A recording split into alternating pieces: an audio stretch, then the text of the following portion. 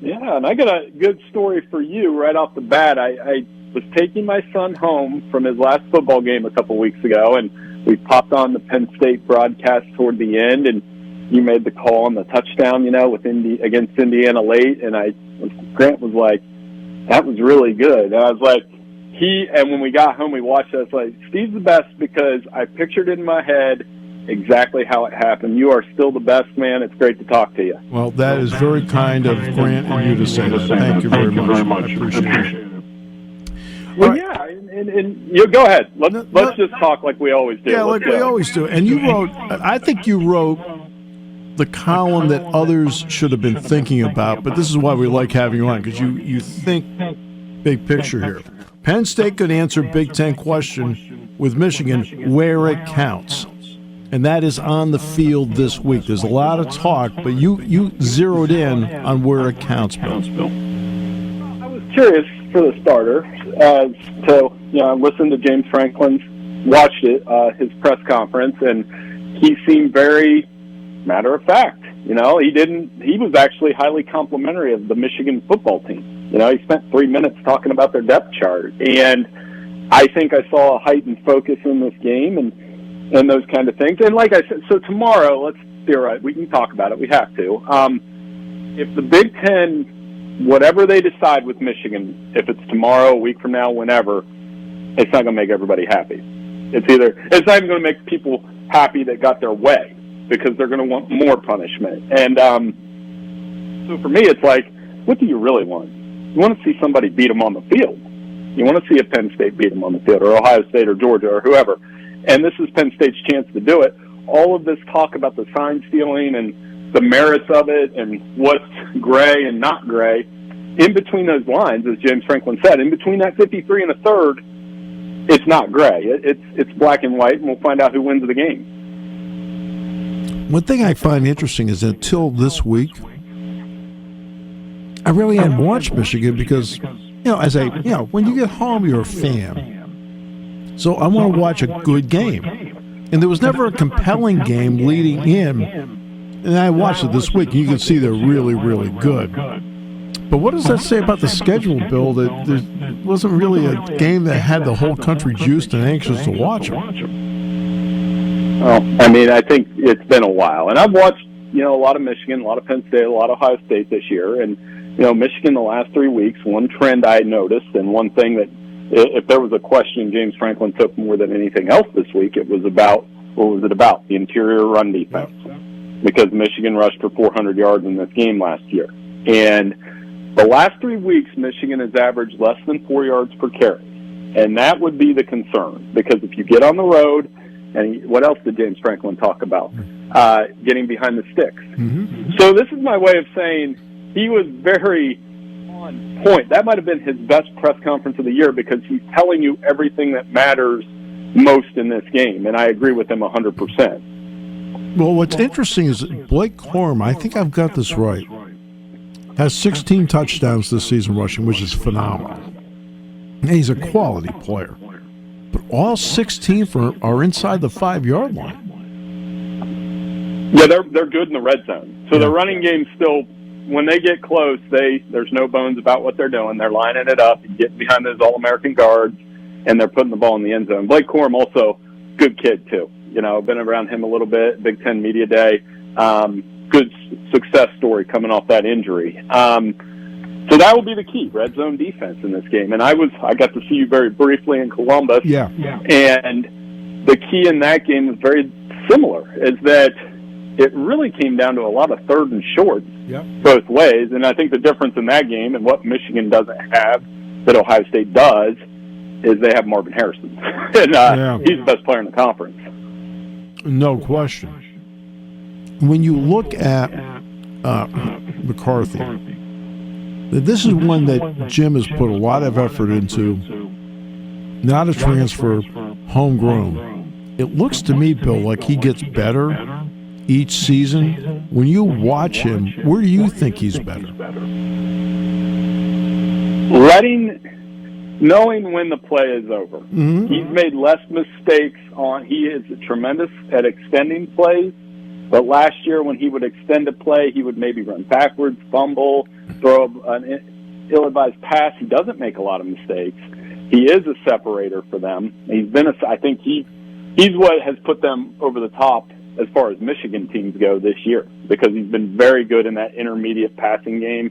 He's established a really good connection with Roman Wilson. He's taken the next step. And I don't want to say polarizing, but he has that look, and I think Jim Harbaugh aptly described him, a little bit of Brady, which anytime you say Brady, people lose their minds, and a little bit of Jim McMahon and a little bit of Jim McMahon in his game, which I can see it. No. He plays with confidence and swagger. Well, if I had his ability, I'd play with confidence and swagger too. Yeah, and I think so much of that came from them beating Ohio State in Columbus last year in a game where they didn't have Blake. He was able to go in there, make a couple throws, and it was huge. Now, on the other side, and I was in the Penn State, after Penn State lost to Ohio State, I went to the Penn State pressers, and I came away so impressed with Drew Aller after that press conference, because this is another lesson I did with Grant. I said, listen, Drew had a rough game, but he was open about it. He was emotional. That's okay. And as that press conference went on with Drew, I noticed something, and I know the Penn State reporters did too, is kind of composed himself a little bit more each time. And then it was like, okay. And you could see how much it means to him. I was totally impressed by him, and been even more impressed with his play the last 2 weeks. He's going to need to take some shots and hit them against this Michigan secondary for Penn State to it's not an upset for them to get this win against two top 10 teams. That's right. No, it's not an upset. I mean, you're playing at home. You have talent. So I want to get one quick Corum story so everybody knows the kind of quality kid this is. Last year, of course, he gets hurt. He's out. And as Bill just mentioned, he doesn't play against Ohio State. He had made a commitment to hand out turkeys on Thanksgiving Day. He showed up and handed them all out. That tells you something about it. It wasn't a woe is me thing. Hey, this is going to help other people who did. So again, believe it or not, yes, people, Michigan has quality kids too. Well, they both do. And then Olu, the other one in the locker room after the press conference room there in Ohio State after, very measured. He is mature. He sounds like a 10-year NFL tackle. Yeah. I mean, all right now. And with the way that he carries himself, and he kind of admitted, this one hurts a little more, but it's our responsibility to go about our business and do the things necessary. I can't be more impressed with him as well. So there are good kids. The adults are messing things up, at least on some level, but these kids on both sides of this game, worth the price of admission, a lot of them. Agreed. And that's part of the fun of the job. Part of the fun of the job is getting to meet quality young people that represent themselves so well. The tough part of the job is having to deal with the ancillary stuff. So what has been your impression of the information that has come out about sign stealing and how Michigan has so far in its way reacted to it? Well, it sounds like, depending on what the Big Ten decides, and this has kind of been my read on the situation from the word go, is if there's wrongdoing found and it goes beyond what Connor Stallions was doing. I think the one that hits me the most, the sending third-party scouts to other stadiums, not a fan because it's against the rules, but I'm kind of like, whatever. Trading signals with other coaches, you can't just say everybody does it. Well, if everybody does it, then what are we doing? And the one that hits me, though, is and it's alleged right now, if that was him on the Central Michigan sideline, that's wrong. Yeah. That's the most flagrant thing that's wrong to me and should be punished on some level. And I've thought all along the suitable punishment, at least in the short term, if they can link anything to Jim Harbaugh, which they haven't, but they need to, it would be to take him off the field for a couple games.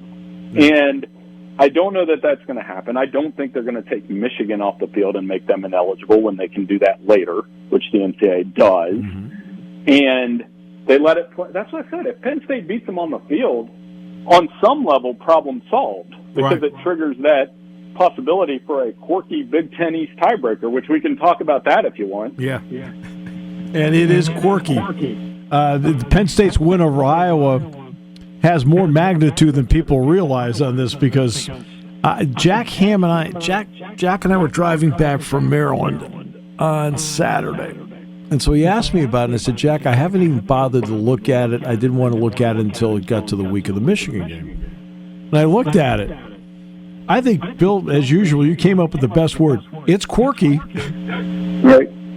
Yeah, and so for the listeners that don't know, what will happen if Penn State wins and Michigan beats Ohio State in Ann Arbor, you would have a three-way tie, 3 11-1 teams, and you go all the way down, I believe it's the 4th or 5th tiebreaker, and this takes a lot to say on the air. It would be their Big Ten West opponent's conference winning percentage would determine who goes to Indianapolis. And if you look at that right now, the advantage would go to the Nittany Lions. Their Big Ten West opponents have an 8-10 conference winning percentage, and Ohio State and Michigan 7-11. So they're a game back. So in addition to rooting for Penn State, you have to turn on the Iowa game. You have to turn on. They played Northwestern. You have to turn on Northwestern and Big Ten West football is its own. You want to talk about drama? That's its own. Like Shakespeare couldn't write about that, man. Well, I'll tell you one that off the air we've had a little fun with, and I've told the story on this show. But Jack and I could care less about gambling in any way, shape, or form. The only one we do have a little fun about is what the over and under is on an Iowa game. Right. Oh, I mean, my boss is an Iowa grad, Elliot Ponnell, and he's a great boss. And so we have so much fun with him every week about this. And, there's something to be said about how they're doing it, but, it really is amazing that they could end up in Indianapolis, or Minnesota could end up in Indianapolis, or even Wisconsin. It's a problem solved next year with the reinforcements coming in from the West Coast. But in the short term, it does. I don't know if you saw that tweet from the Sickos committee about they made the Iowa Northwestern game a silent film, put it in black and white. It is hysterical. I think I retweeted it Sunday. I was in tears laughing about how good it was. And this week, by the way, they went from 30.5 Minnesota, 29.5 Northwestern. This week with Rutgers, I saw it was 28.5. Like, really? How low it's down to 28.5. Yeah. And Rutgers coming off an Ohio State loss, that may hit the under. This may be a 13-10 rock fight. It's amazing. Well, that's funny that I think Michigan Penn State will have more points than Iowa Rutgers. Yeah. The more you think about it with these defenses that Penn State and Michigan have, and again, James Franklin talked about this. You're not talking about Penn State against just another Michigan team. You're talking about Penn State against a Michigan team that has allowed less than 7 points per game. And you're talking about a Penn State defense that, despite losing in Columbus, they only gave up 20 points. You would think that if you give up 20 points or less in this game, you're going to have a chance to win. Exactly. Look, you saw Penn State, Ohio State, and then there are other times you probably caught them on TV along the way. What is your general impression of Penn State? I think this defense is really good. Yeah. I do. I think they got to avoid a slow start this week. They need to get the crowd into it early, because Michigan hasn't had to have that moment where they're like, oh man, we're down 7. Oh, we're down 10. We got to get this first down, and the pressure starts to build a little bit. They need to have a fast start. That might sound like, well, no kidding, but they do have a defense that can keep you in a game for 4 quarters. And I go back to the Ohio State game. One of the key moments in that game, they get a fumble from Kyle McCord. They get a touchdown. You guys have talked about this. The holding call brings that touchdown back. Right. If there's not a defensive hold on that play, the entire complexion of that game changes. That's right. And who comes up with that moment in the first half of this game? Is it Michigan? Is it a turnover? Their secondary is pretty darn good. Yeah. Or is it Penn State coming up with a fumble? And like I said, getting that crowd into it. Having home field advantage matters, and it probably matters more in games like this. What energizes you about the job today? Because everybody gets in the job, they're excited, they're enthusiastic. What gets the juices flowing for you now at this stage?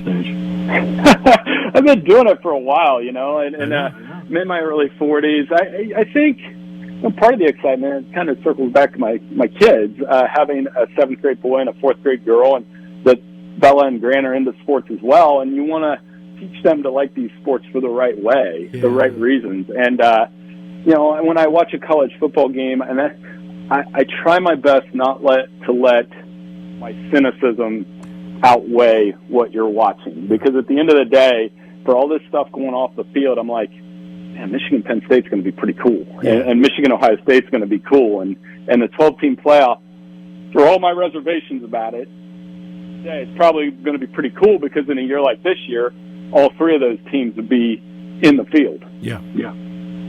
No, exactly. That's the one. The 12-team playoff thing. When it first came out, I said, well, 4, maybe 8. Right? But to be honest with you, after watching everything play out the last couple of years, I know how Georgia's won the last 2. Geez, Bill, I feel like at least in that upper crust area, there's maybe the teams are a little closer together in terms of being bunched together. I think that people realize in terms of quality of play. I don't know what you think.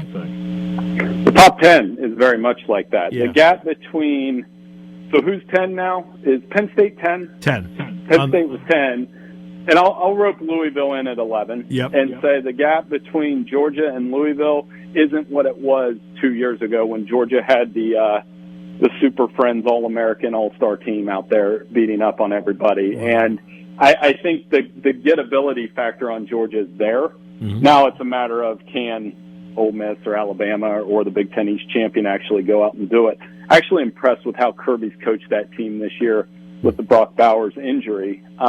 But yeah, that's what makes this year exciting is Texas is still in the mix.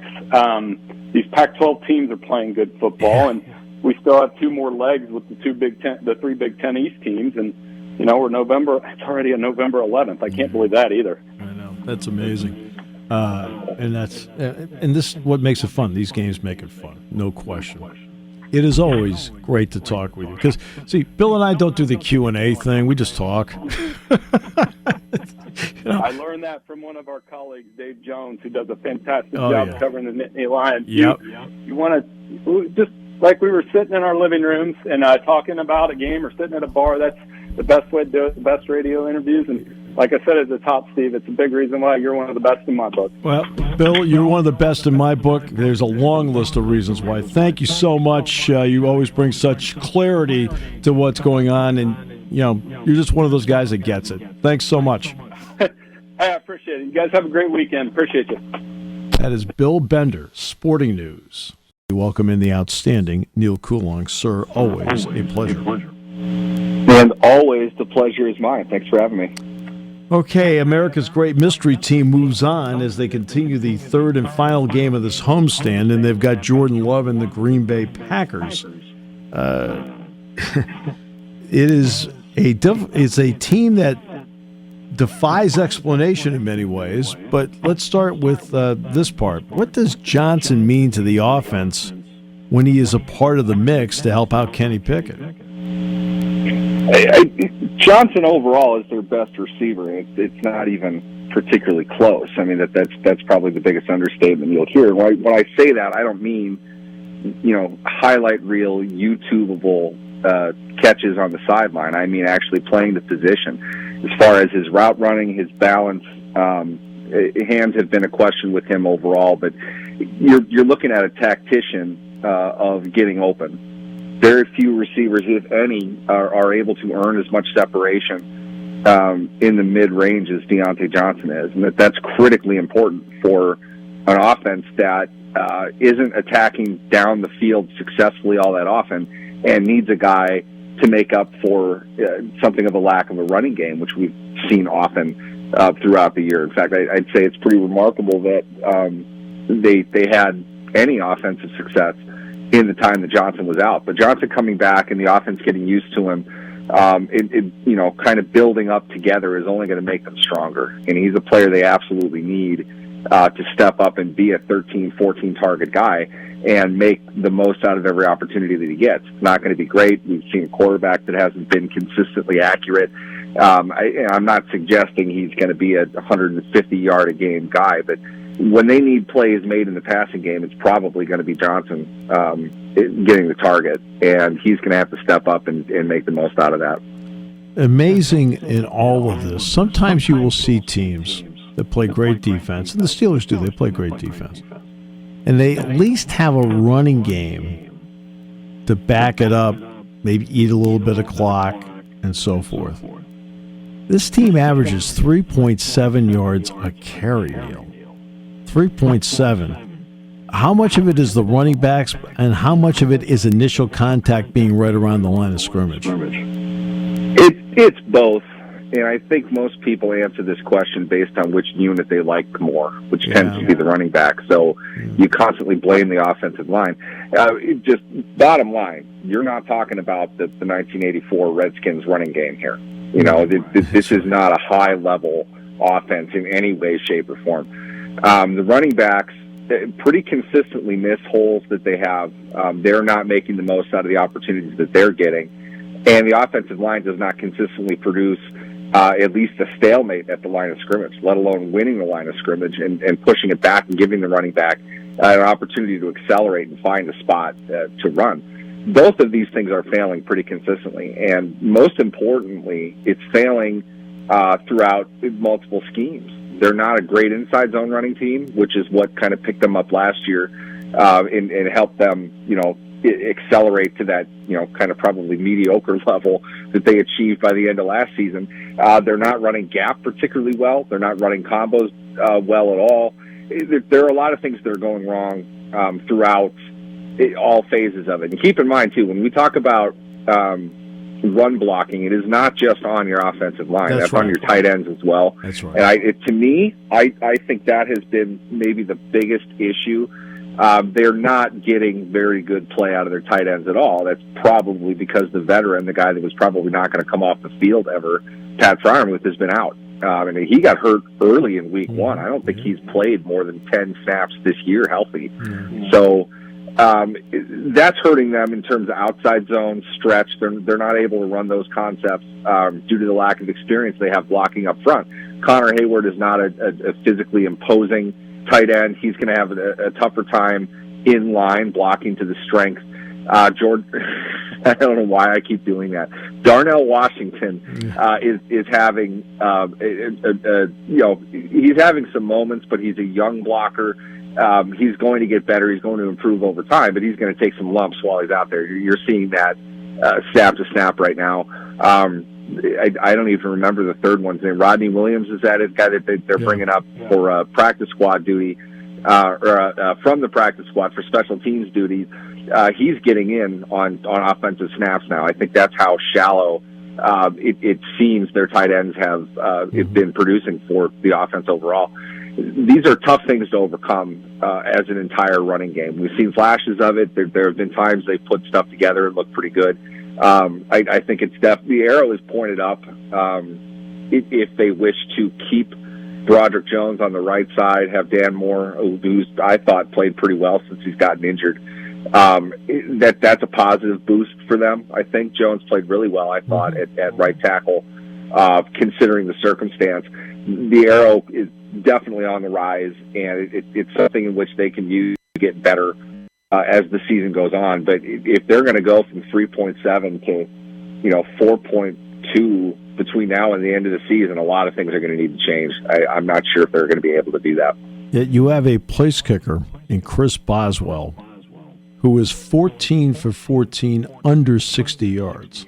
I didn't say under 50. I didn't say under 40. He's 14 of 14 under 60 yards.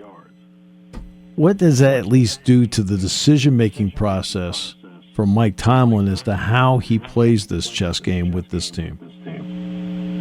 Well, I think Tomlin showed they got backed up 5 yards and he had Boswell kick. I think it was 60 at Hines, and understandably he missed by a few. This is the Boswell we've gotten to know. I think at this point, most teams can probably say the best kicker in franchise history is playing for them or played for them within the last 5-7 years. But Boswell has earned that distinction through the consistency at home. And when you see a 3-game stretch at home, oftentimes, I mean, this is what I think, NFL teams enjoy comfort. The longer that they stay stationary, they have their exact routine down, they're comfortable, the better they're going to look versus their opponent that's traveling in from out of town. They're lacking that type of routine. You expect them to get better, but then you're looking at your kicker. It's maybe the hardest stadium in the NFL to kick in. It's consistently on those lines. We see opponents missing kicks in Heinz Field all the time, unless his name's Justin Tucker. Boswell is still consistent even at Heinz Field. I think that's a pretty remarkable accomplishment in comparison to his peers. Tomlin is not afraid to have Boswell attempt something in which he's probably barely clear the crossbar. In other words, he's not afraid to put him out there at 57. I'm not sure if that's, whatever cliche you want to use. He has faith in his defense. He has faith in the kicker. It's a bomb, whatever it is. And he's not afraid to do it. And for a team that is probably going to have to kick a lot of field goals, make a lot of field goals, to be competitive in a lot of their games, I think the one thing Tomlin can say, there's a better chance of this going our way than most other things that we could do right now. So in that, he should have confidence in Boswell. Boswell's earned that. As the weather gets worse, you hope that it continues, and Boswell's shown that he can still do that despite the conditions. But it'd be a lot better if they could just convert 4th and 5, 4th and 6 a little bit more consistently, or had a prayer of even doing that in an even situation. If they're 35 and it's 4th and 3, if it was a situation in which they felt confident that they could get those 3 yards and they went for it and converted that, I think they'd be better off. But having the kicker that can hit for 52 plus on a bad field in a tough kicking stadium is definitely a huge advantage. TJ Watt has 22 tackles this season. 9.5 of them are sacks. What do you think of when you hear that number and then also match it up with the visual? Yeah, it's funny that you asked that. I was thinking that during the Titans game. You really didn't hear from him or see him, and a large part of that was they didn't run at him at all. He's whether or not he's clear enough and the running back is slow enough to the hole for Watt to be able to get down the entire line and make a play. That's something else. But they're not even trying to challenge him in a lot of cases. We saw a lot of the same sort of obstacle course blocking teams have done against him. They're challenging him with the tackle up front. They're putting somebody right behind the tackle to chip him whenever he comes off of the tackle. That's slowing him down a bit. That's making him work even harder than he normally works. I think that's limited his production a little bit. But the impact that he makes is always going to be beyond the basic scorebook. If you look at hurries, if you look at pressures, you see a little bit more clearly the impact that Watt can make. But at some point, and I think we're in this now, teams are just going to flat out stay away from him, just simply because what's the point? And we talked about this a couple weeks ago. The amount of big plays he makes, especially late in games, is unparalleled. You just don't see that. The edge rusher taking over a fourth quarter, much like a Steelers quarterback, except he plays for the 3 quarters before that too. It's for a defensive player to be able to do that. You don't see it anywhere else. But now it's like, you know what? Just never mind. Forget it. You want to have that side? That's fine. We can play toe to toe with this team because they don't have any offense at all. At some point, we can break through. I don't feel confident that even if Kenny Pickett has done this a few times, I don't feel fully confident over a second half they're going to have more opportunities than we are. Stay away from Watt. Don't let him make plays on the ball down the field. Don't let him make plays on the ball in the backfield. Just do what you can to not have the ball near him. It seems like that strategy is building. We'll see what Green Bay does with him. Different team, obviously, than Tennessee.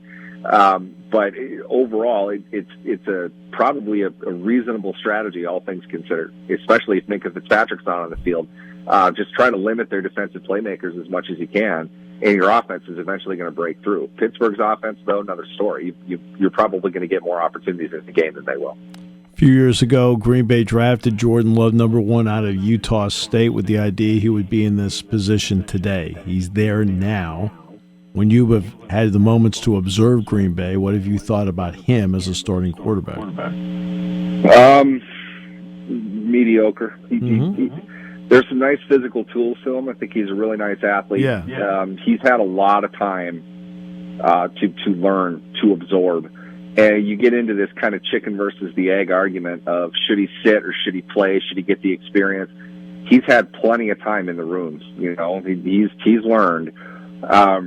It doesn't seem to reflect as well on the field. He got off to a nice start. You thought you saw some good things from him right away. It seems like teams got that film and studied it and broke it down. He hasn't been able to counterpunch to that yet. That's a problem. Offensively, that's a problem. I don't know whether it's entirely on your quarterback versus your offense in general. It's not a good offensive team. I don't think anybody expected it to be. They're going to struggle, but he's not making them any better either. He's really kind of down at the same level as the rest of them. If he goes off for 350 and 4 touchdowns, I'm sure I'll say something different. But I don't think he's capable of doing that right now against a good defense in the NFL. It seems to me mental mistakes. I don't think it's so much of a physical concern. He's got a nice arm. He's got really nice feet. The ball doesn't seem to go often where he wants it to go. He's not particularly accurate. And that was kind of the knock on him coming out of college. There's some fundamental mechanical issues that he has. I don't see that those have really been fixed. He's had plenty of time to work on that. So if he's at his ceiling, it wouldn't surprise me. I don't know how much better he'd be able to get. And you're seeing the results week in and week out. It's not particularly good. Okay, so I'll give you a funny story. They play on Thursday night against Detroit. As you know, Detroit really won the game handily. And Sean Clifford is sitting on the bench. And they start chanting, and Sean is the one, he told Jack Ham and me the story because Penn State played at Northwestern on that Saturday, so he came down from Green Bay to see his brother Liam play. And he's telling us, I'm sitting on the bench, they're chanting, "We want Clifford, we want Clifford." He said, I started to smile. He said, then I realized all those times that in Beaver Stadium they were chanting, "We want Levis, we want Aller." He says, and at that point I told Jordan, hey, you're okay, don't worry about it. It's nice to be on the other side of that for once. The backup quarterback's the most popular guy in town. Yeah. If you're not hearing it, that means you're not starting. So, it'd be interesting if they would make a move. I don't, this season, I don't think there's much they can do, but in the off season, I wouldn't be surprised if they went looking. Yeah. He's just not there. And there's been a lot of time that he's got. I get that he doesn't have a whole lot of games, but again, the same people that will say, well, he hasn't played enough yet are the ones that said, he's okay, he's learning, he's going to be good when he comes in because he has all this experience. All this validates is that there was a reason they let Aaron Rodgers hold him hostage for as long as they did. Yeah. Not just that it's Aaron Rodgers, it's that they knew Jordan Love isn't worth it. But at the end of the day, if you really want to go back to this, it's not the fairest comparison, but they didn't put up a whole lot of resistance for Favre leaving town because they knew what they had in Rodgers. Right. If they knew that they had something in Love, a lot of the Aaron Rodgers stuff wouldn't have happened. Okay, right. It's as simple as that. You want to move on to the less expensive younger guy as quickly as possible. Doesn't matter who they are. That's the economic reality of the NFL. Jordan Love, though, is not the guy that you want starting for your team next year, the way that it looks today. Give him a chance. He's probably going to start for the rest of the season, barring injury, and no one's rooting for that. But I don't think that's a long-term solution there. They're going to need to figure something out, and their record might put them in line to be able to make a move there. Depth issues on that team, cap issues on that team. They're in trouble. It might take them a couple of years to get out of this. Well, I just feel like at this particular time, the Steelers beat Tennessee on the Thursday night, had extra time. Green Bay, to me, is the perfect team to come in and play them right now. Yeah, oddly enough, I was talking to a guy in town here I know is a big Packers fan. I was joking with him. We're enemies this week. And he kind of looked at me like, what are you talking about? like Steelers Packers on Sunday. Oh yeah, he completely checked out. Doesn't care at all.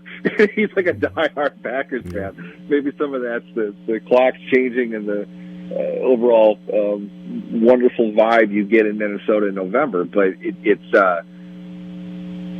really hard for Green Bay to go on the road and win a game right now. They're really not a very good team. And where Pittsburgh is, this is one of those games that just miraculously pop up on their schedule at the perfect time. They really need to put this together.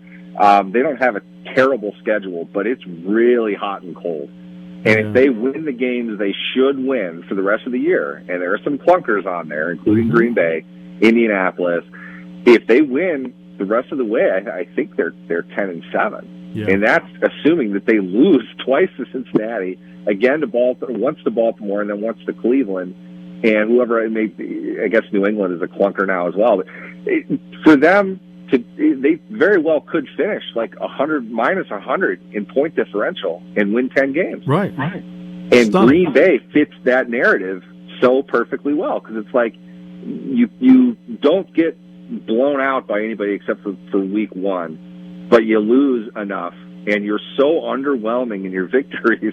Like, how did this even happen? Right. It's the ultimate Mike Tomlin team now, with the amount of times that he spends talking about style points and how that doesn't matter. The winning is the only thing that matters. Like, that is the reality for the Steelers. Yeah, it really doesn't make a difference how they do it. The only thing this team does well consistently is win games, and how that happens is beyond me. I'm taken aback by it. Every game that they play, and it's over, I sit back and say, how the heck did that happen? I rarely have seen anything like this. It's really an every week thing. I was joking, and I remember talking about this back this is December of 21, when they beat Tennessee in Pittsburgh, which at the time I said this is perhaps the dumbest Steelers win I've ever seen. Yeah. They had no business winning that game. I'd probably put 5 of them since then on that level. Pretty close. 2 of them this year. The fact that it continues to happen, it's become their signature. And I've never seen a team like this in the NFL. It doesn't make any sense. But it just kind of seems like all the cliches are, figuratively true. They cut the eyelids off. They're not blinking. They're not afraid of, whatever the situation is. It's just the reality is they find a way to drag a team down into the muck with them, and they could win down there. For the team to avoid the huge mistakes that the defense will force upon them in the second half, to make all of their field goals, to run the ball consistently, to catch everything that's thrown their way. I know that sounds like basic football, but those things just stop happening against the Steelers from their opponents, particularly when they're playing at home nowadays. Ask Baltimore. I was joking around this week that John Harbaugh wakes up in the middle of the night with phantom Kenny Pickett flying over his head in cold sweats, wondering all the games that they lost because of really just no reason. They've lost, 4 or 5 or 6 to the Steelers, I think now? It's amazing. And they should have won every one of those games. Yeah, no. It's ridiculous. It doesn't make any sense. And I've been saying for at least a year and a half, the other shoe's going to fall eventually, but it hasn't. And I can keep saying it. Eventually I'm going to be right. But, the joke's on me ultimately, because this team has grossly overachieved over the really since Ben's elbow snapped back in 2019. They've been a bad offensive team that's gotten opportunistic defensive efforts in more games than not, and somehow that's compiled 9-10 win seasons for them.